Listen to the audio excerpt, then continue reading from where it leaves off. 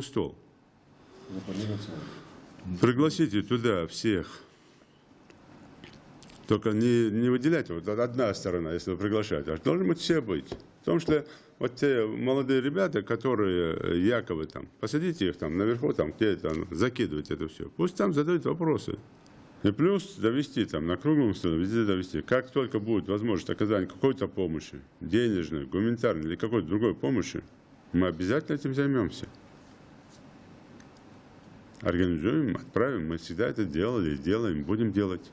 Даже тогда, когда у нас у самих сложности. Почему? Потому что когда нам было очень тяжело, нам тоже помогали. И Татарстан, и Казахстан, и другие, в том числе и субъекты регионов Российской Федерации, и за границей, помогали нам. Почему мы не поможем? Конечно, поможем, в стороне не будем. Третий вопрос в мечетях. До всех имамов довести, до глав довести.